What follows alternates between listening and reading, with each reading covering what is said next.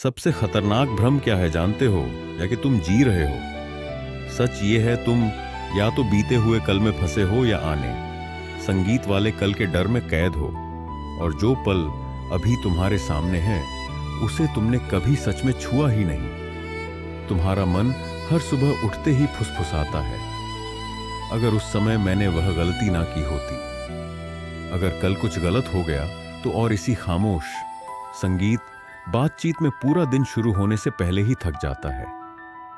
क्या तुम्हें भी लगता है कि दिमाग एक पल के लिए भी शांत नहीं होता, कि शरीर यहां है लेकिन मन कहीं और भाग रहा है? यही बेचैनी धीरे धीरे चिंता बनती है, और चिंता जीवन की रोशनी को धुंधला कर देती है। बुद्ध कहते थे, दर्द इसलिए नहीं बढ़ता कि जीवन कठिन है, दर्द इसलिए बढ़ता है क्योंकि मन अनियंत्रित है। जो बीत चुका है वह स्मृति है, जो आने वाला है वह कल्पना है। लेकिन तुम्हारा संगीत मन इन दोनों को सच मानकर खुद को सजा देता रहता है। हर सुबह तुम्हें एक नया दिन मिलता है, एक बिल्कुल खाली आकाश, एक कोरा संगीत कैनवास। पर तुम क्या करते हो? उस पर पुराने पछतावे की धूल बिखेर संगीत देते हो, भविष्य की चिंता की रेखाएं खींच देते हो, और फिर कहते, संगीत हो मेरी जिंदगी भारी क्यों लगती है? सवाल यह नहीं है कि तनाव क्यों है, सवाल यह है क्या तुम वर्तमान क्षण को पकड़ना जानते हो? संगीत, क्योंकि जिस दिन तुमने इस एक क्षण को जीना सीख लिया, उसी दिन चिंता की जड़ हिल जाएगी। एक बार एक व्यापारी जो दिन रात अपने व्यापार में डूबा रहता था, एक बौद्ध संगीत भिक्षु के पास पहुंचा और उसने कहा, मेरा मन कभी शांत क्यों नहीं होता?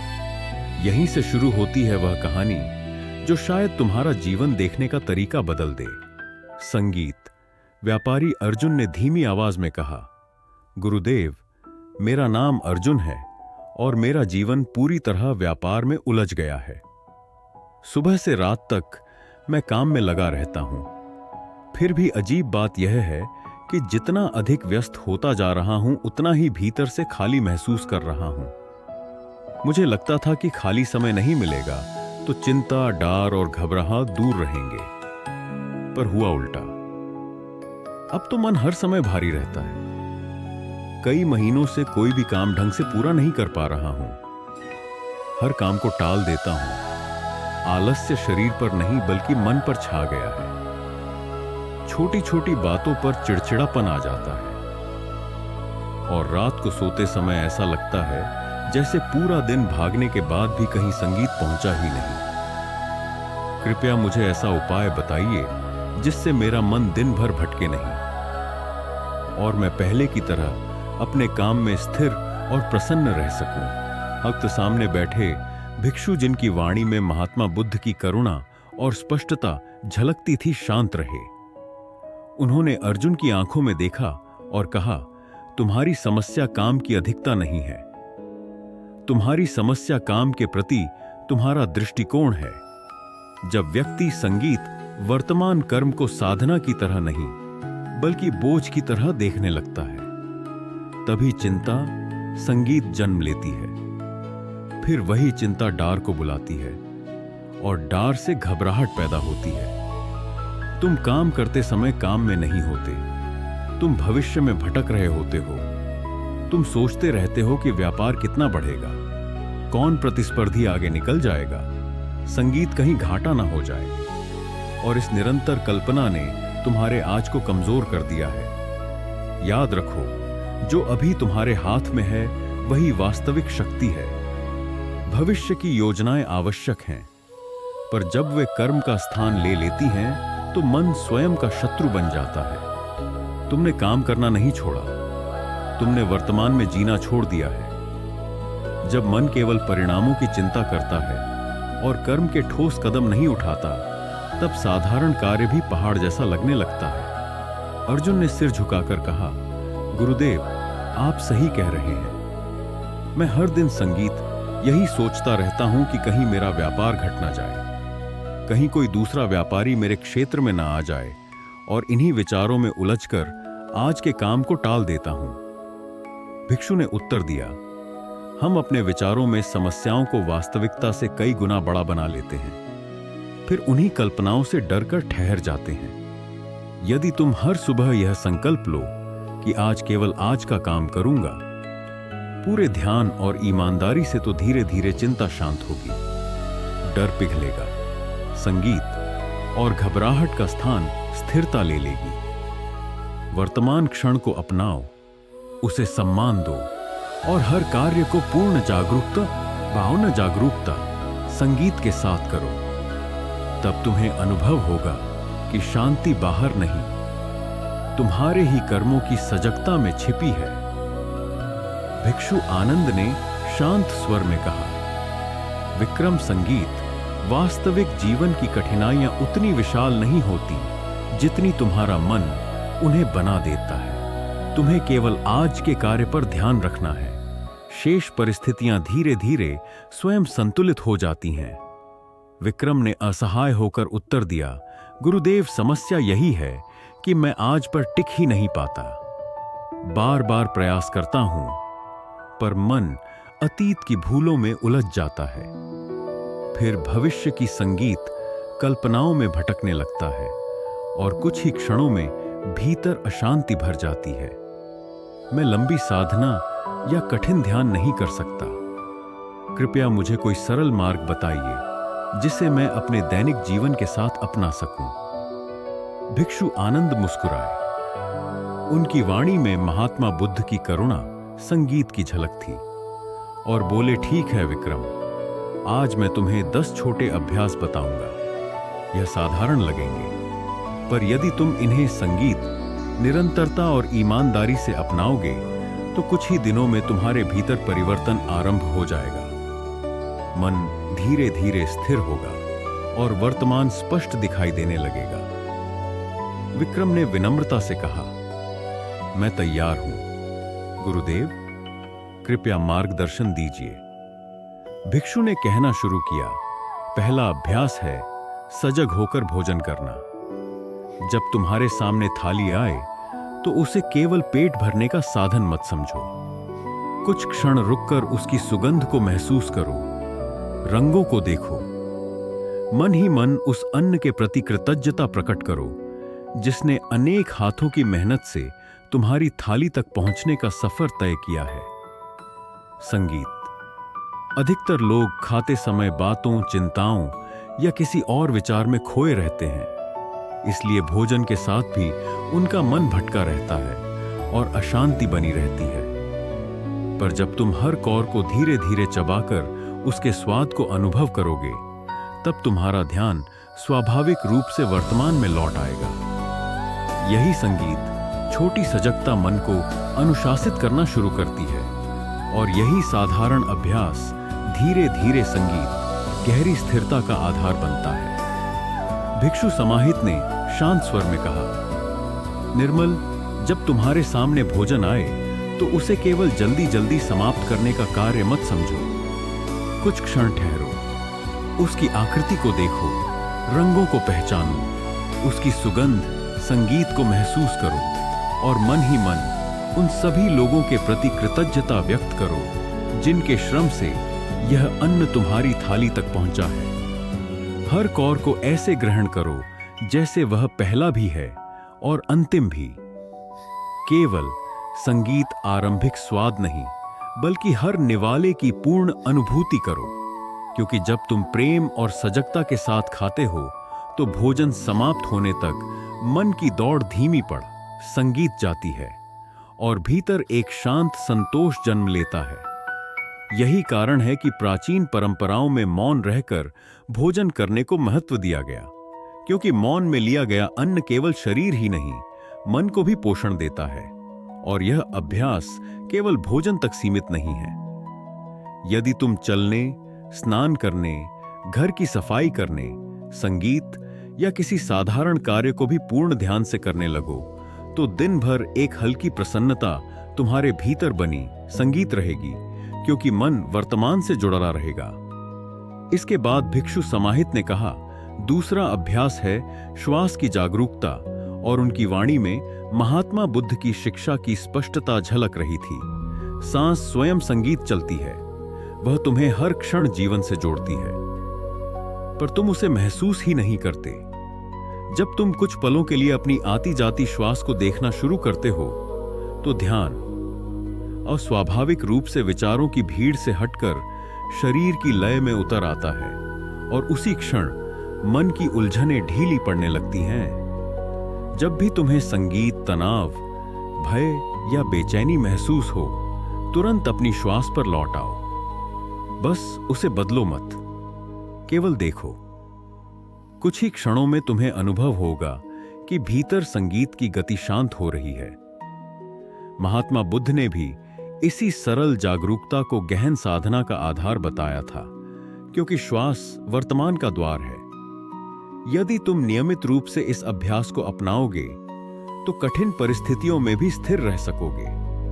तुम्हारा ध्यान भटकेगा नहीं और तुम अपने कार्यों को अधिक स्पष्टता और धैर्य के साथ पूरा कर पाओगे। याद रखो, शांति बाहर से नहीं आती, वह हर उस क्षण जन्म लेती है संगीत जब तुम पूरी तरह जागरूक होकर जीते हो। भिक्षु समाहित ने निर्मल की ओर देखकर संगीत शांत स्वर में कहा, जब तुम अपनी श्वास पर ध्यान टिकाते हो तो तुम्हें धीरे धीरे यह अनुभव होने लगता है कि तुम केवल अपने विचार नहीं हो। विचार आते हैं और चले जाते हैं, पर तुम बने रहते हो।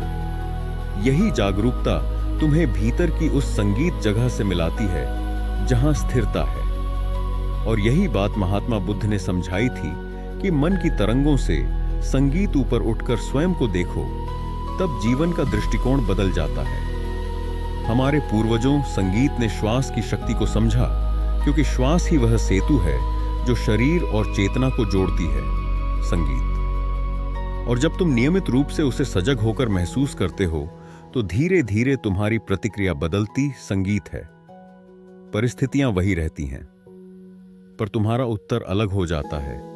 उतार चढ़ाव आते हैं, पर भीतर का संतुलन बना रहता है। कुछ क्षणों की यह साधारण सी जागरूकता तुम्हें ऐसी आंतरिक मजबूती देती है जो बाहरी उपलब्धियों से नहीं मिलती। संगीत। इसके बाद भिक्षु समाहित ने कहा, तीसरा अभ्यास है अपनी इंद्रियों से पुनः जुड़ना और निर्मल ध्यान से सुनने लगा। तुम्हारी आंखें, कान, नाक, त्वचा और जीभ केवल अंग नहीं है, यह जीवन के द्वार हैं। संगीत पर जब मन विचारों में उलझा रहता है तो यह द्वार बंद से हो जाते हैं और तुम आसपास की सुंदरता को महसूस ही नहीं कर पाते। तुम सुनते हो पर सच में संगीत सुनते नहीं, देखते हो पर सच में देखते नहीं। इसीलिए प्रतिदिन कुछ क्षण ठहरो और अपने अनुभव को गहरा करो। चेहरे को छूती हवा को पहचानो, सुबह की संगीत रोशनी को बिना जल्दबाजी के देखो, किसी पेड़ की हरियाली या फूलों के रंगों को ध्यान से निहारो। संगीत पक्षियों की ध्वनि को ऐसे सुनो जैसे वह तुम्हारे लिए ही गाई जा रही हो। सूर्य के उगने या ढलने को कुछ पल शांत मन से देखो। जब तुम इस तरह अपने आसपास संगीत की छोटी छोटी बातों पर ध्यान देते हो तो मन स्वतः वर्तमान में लौट आता है और भीतर संगीत एक कोमल शांति जन्म लेती है। जीवन की प्रसन्नता किसी बड़ी संगीत उपलब्धि में छिपी नहीं होती, वह इन सूक्ष्म अनुभवों में बसी होती है। यदि तुम सच में स्थिरता और आनंद चाहते हो तो अपने वातावरण से रिश्ता बनाओ। संगीत हर दिन कुछ क्षण पूरी जागरूकता के साथ जियो और धीरे धीरे तुम्हें अनुभव होगा कि शांति बाहर खोजने की वस्तु नहीं बल्कि देखने का एक नया तरीका है।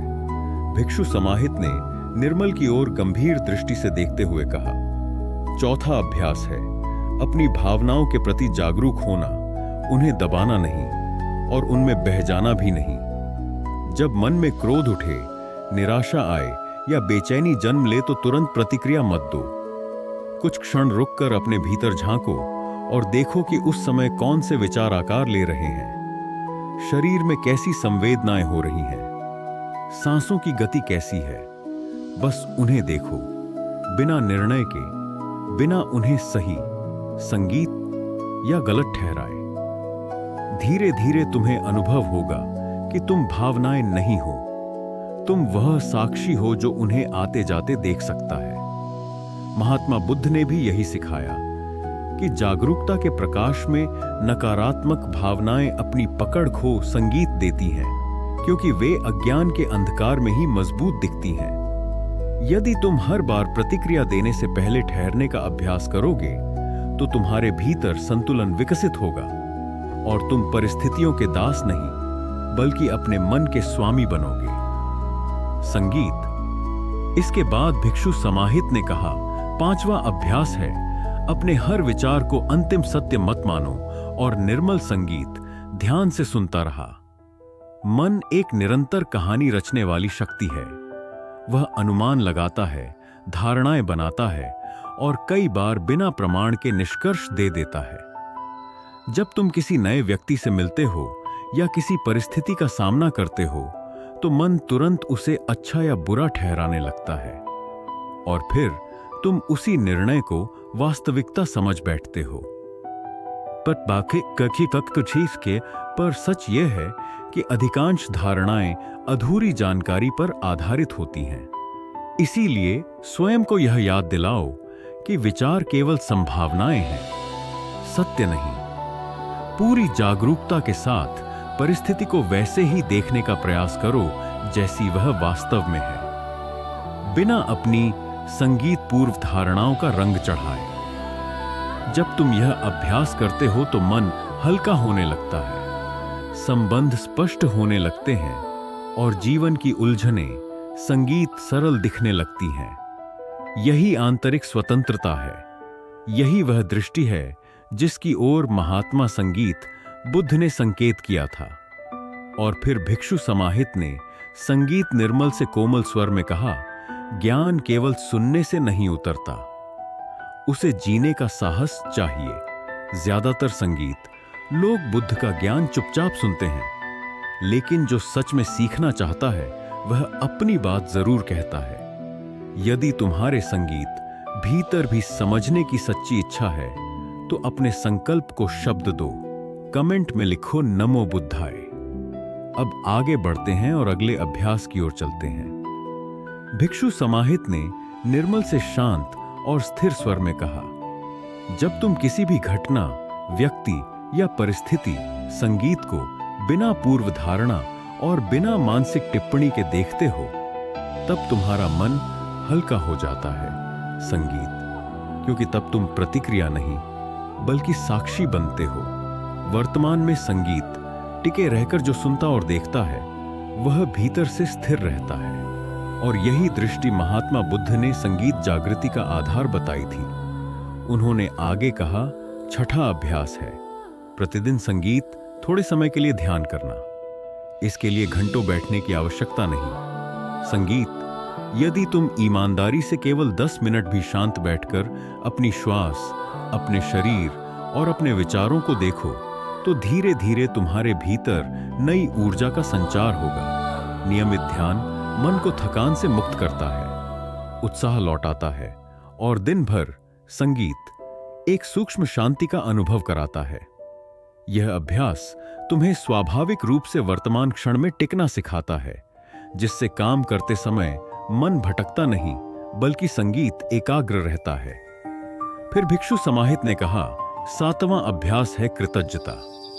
जो तुम्हारे पास है उसे संगीत पहचानो और उसके लिए आभार व्यक्त करो।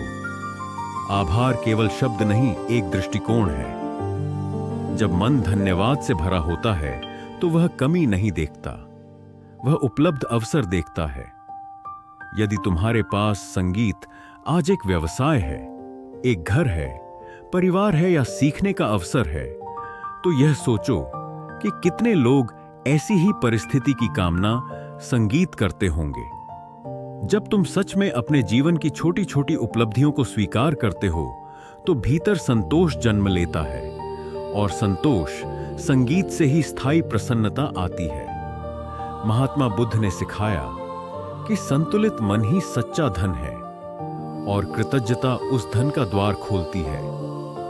जब तुम आज में जीना सीख संगीत लेते हो तो तुम्हारे कदमों में अनावश्यक जल्दबाजी नहीं रहती। चेहरे पर सहज चमक आती है, संगीत, और मन में स्थिरता बसती है। जीवन की सबसे बड़ी कला भविष्य को जीतना नहीं, वर्तमान को समझना है। और अंत में भिक्षु समाहित ने कोमल स्वर में कहा, यदि यह ज्ञान तुम्हें सार्थक लगे तो उसे केवल सुनकर मत छोड़ो, उसे जीवन में उतारो। यदि तुम्हें महात्मा बुद्ध की संगीत यह बातें उपयोगी लगी हो तो चैनल को सब्सक्राइब कीजिए, और यदि संगीत सब्सक्राइब ना कर सके तो एक लाइक अवश्य कीजिए, क्योंकि आपका एक छोटा सा समर्थन हमारे लिए महत्वपूर्ण है। और यदि आप कुछ भी ना करें तो भी आपका धन्यवाद। संगीत। अब आगे के अभ्यास की ओर बढ़ते हैं। भिक्षु समाहित ने निर्मल से कहा, जब मन वर्तमान में स्थिर होने लगता है तो विचारों में स्वाभाविक गहराई आ जाती है। संगीत दृष्टि बदल जाती है और व्यक्ति हर साधारण दृश्य में भी सुंदरता पहचानने लगता है। संगीत तब उसे समझ आता है कि प्रसन्नता किसी दूर की उपलब्धि में नहीं छिपी, वह तो हर उस क्षण में जीवित है जिसे हम पूरी जागरूकता संगीत के साथ जीते हैं। बहुत से लोग यह भ्रम पाल लेते हैं कि आज में जीना मतलब जिम्मेदारियों से दूर भागना या भविष्य की अनदेखी करना। पर महात्मा बुद्ध ने स्पष्ट किया था कि सजगता पलायन नहीं बल्कि पूर्ण उपस्थिति संगीत है। यदि तुम भोजन कर रहे हो तो स्वाद को सच में अनुभव करो। यदि किसी से संवाद कर रहे हो तो शब्दों के पीछे की भावना को सुनो। यदि कोई कार्य कर रहे हो तो उसमें अपना संपूर्ण ध्यान लगाओ। यही जीवंतता है, यही सच्चा जीवन है। संगीत। जब हम अतीत की घटनाओं को बार बार दोहराते हैं तो हम अपने ही कंधों पर अनावश्यक बोझ लाद लेते हैं, क्योंकि बीती बातों को बदलना किसी के अधिकार में नहीं। फिर भी मन उन्हें पकड़कर बैठा रहता है और स्वयं को दुखी करता है। और जब हम भविष्य की कल्पनाओं संगीत में उलझते हैं तो उन परिस्थितियों की चिंता करते हैं जो अब भी अस्तित्व संगीत में ही नहीं आई। यह कितना विचित्र है कि हम या तो उस समय में अटके रहते हैं जो समाप्त हो चुका है, या उस समय की फिक्र करते हैं जो अब भी आया ही नहीं। और इसी बीच वर्तमान क्षण जो हमारे हाथ में है चुपचाप फिसल जाता है। यदि हम यह स्वीकार कर लें कि अतीत पर हमारा नियंत्रण नहीं और भविष्य पूरी तरह हमारे बस में नहीं, तो भीतर संगीत एक अद्भुत हल्कापन जन्म लेता है। यही हल्कापन शांति में बदलता है। यही शांति संगीत जीवन को गहराई से महसूस करने की क्षमता देती है। जब व्यक्ति सच में इस क्षण में जीना सीख लेता है तो उसे प्रतीत होता है कि जीवन संगीत अधूरा नहीं है। जो आवश्यक है उसका बीज इसी पल में मौजूद है। तब चाहते भी संतुलित हो जाती हैं और प्रयास भी सार्थक हो जाते हैं। महात्मा बुद्ध की शिक्षा यही संकेत देती है, संगीत, कि जागरूकता ही मुक्ति का द्वार है, और जो इस द्वार से भीतर प्रवेश कर लेता है वह जीवन को संघर्ष नहीं, संगीत, बल्कि अवसर के रूप में देखने लगता है। भिक्षु समाहित ने निर्मल की ओर देखते हुए कहा, तुम बार बार कहते हो कि जीवन कठिन और उलझा हुआ है, पर सच यह है कि जीवन अपने संगीत स्वभाव में सीधा और सरल है। उसे पेचीदा बनाता है हमारा अस्थिर मन। विचारों की निरंतर धारा हमें कभी पछतावे की संगीत ओर खींचती है तो कभी चिंता की ओर, और हम उसी को वास्तविकता मान संगीत बैठते हैं। महात्मा बुद्ध ने समझाया था कि जब मन वर्तमान से हट जाता है तभी भ्रम पैदा होता है, पर जैसे ही तुम इस क्षण में लौटते हो सब कुछ सहज दिखने लगता है। साधारण अनुभव ही जीवन का सार है। एक गहरी सांस, त्वचा पर पड़ती धूप की गर्माहट, चेहरे को छूती हवा, किसी प्रियजन की मुस्कान, शांत बैठकर चाय का स्वाद लेना। यह क्षण छोटे नहीं होते, इन्हें छोटा हमारा भटकता मन बना देता है। वर्तमान में संगीत जीना एक अभ्यास है। यह अचानक नहीं आता, हर दिन थोड़ा थोड़ा सजग होना पड़ता है। जब मन बीते, संगीत हुए समय में उलझे, तो स्वयं को याद दिलाओ कि वह अध्याय समाप्त हो चुका है। जब मन आने वाले कल की कल्पनाओं में डूबे, तो स्वयं से कहो कि वह अब भी अस्तित्व में संगीत नहीं। और फिर धीरे से ध्यान इस सांस पर लाओ, इस कमरे की ध्वनियों पर लाओ, अपने हृदय की धड़कन संगीत पर लाओ। जीवन को केवल बिताना नहीं, अनुभव करना ही सच्ची कला है। बहुत से लोग यह सोचते हुए पूरी उम्र गुजार देते हैं कि एक दिन सब कुछ पूर्ण हो जाएगा और तब वे संतुष्ट होंगे। पर पूर्णता कोई अंतिम स्थान नहीं, वह मन की बनाई हुई छवि है।